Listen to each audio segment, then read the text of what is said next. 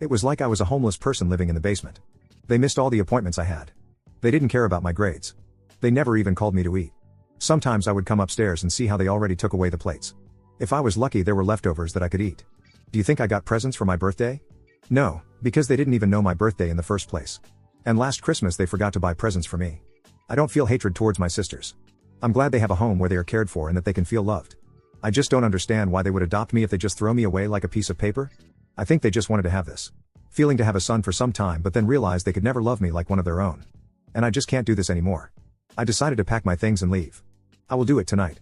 I will stay at a friend's house for a while and try to look for a job that hopefully gets me enough money so that I can rent an apartment. I decided to leave a letter behind in my room. I wouldn't be surprised if they never even find it, let alone notice that I'm gone. Update 1. When I left, I decided to take my documents with me. I packed my things and left when all of them were asleep. Everything went as planned. I silently left the house and went to my best friend's home. He had an apartment in a neighbor city, so I had to walk for a while. I arrived at his apartment at 3 a.m. He had a spare bedroom that he used for visitors who might want to stay for the night. We agreed that I could live with him as long as I want. I slept through the night, and in the morning I started looking for jobs immediately. While I was on his laptop still looking through the online job advertisements and collecting them, the doorbell rang. He opened the door and I heard a familiar voice. But it wasn't one of my parents. It was one of my sisters. Maria, to be exact. The middle sister. I heard her ask if I was here. He wanted to lie for me, but I decided to talk to her to find out what she wanted. So I appeared behind him and she went, "Thank God you're here," and hugged me. I was completely overwhelmed and surprised and didn't know what to say, and then she told me how she found me, and this is where things get more interesting. She told me that everyone except her was out of the house and she randomly got the urge to go and check on me. She went into the basement and into my room, where she found the room empty and my letter. In the letter I did not mention where I planned to stay, but she just ended up driving to a few of my friends' houses in the slim hopes I was there. Apparently she also took the letter with her. She said she hasn't shown the rest of the family the letter yet and wanted to talk to me first. No one besides her knew where I was or what I did last night. She apologized to me and offered to talk with her on my side to our parents. She explained that the way I talked about her in the letter made her feel bad. She said she never hated me or anything. She admitted that she also protested against me having a room on their floor, but just because of Alicia's influence on her and because she believed her lies when she was younger.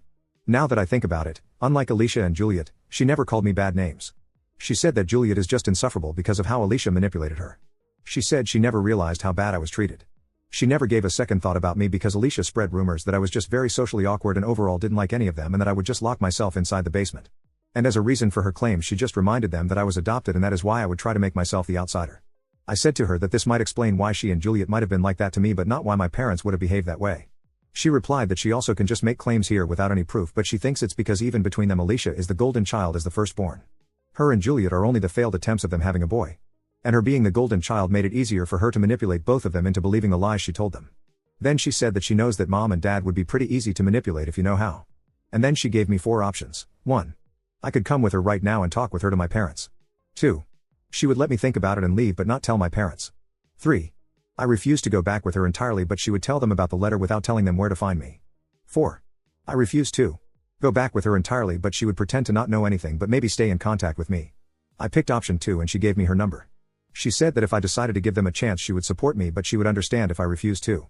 Update 2. I'm leaving my abusive family without a trace. Apparently my adoptive parents did realize I was gone recently, so they started looking for me. They are sure that Maria knew where I was, considering she had my letter with her. I'm currently only in contact with Maria, who told me all of this. Apparently my parents tried asking her about my whereabouts and grounded her after she refused to tell them. Yes, they grounded a 21-year-old. I went to the police so they couldn't file a missing report about me. And meanwhile Alicia started to spread rumors again. Apparently she used my disappearance as proof that she was right with everything, and Juliet believes every single word. She is completely under Alicia's control. Even though I didn't want to see them again, I kind of want to give Maria a chance. I asked my friend if hypothetically Maria could stay with us too. He raised an eyebrow and said, only if she wants to sleep on the couch, and then he asked me why I want her here in the first place. The thing is, if she cares about me, then I don't want her to stay with this family. He was annoyed but said yes. I texted her asking if she'd consider to move out and offered to let her stay with me and my friend. She answered by asking if I was for real and that she wasn't sure. I reminded her that she is 21 and probably should think about moving out of our parents' house anyway. And that she was grounded at her age is pretty messed up. They treat their children like 10-year-olds even if they are adults.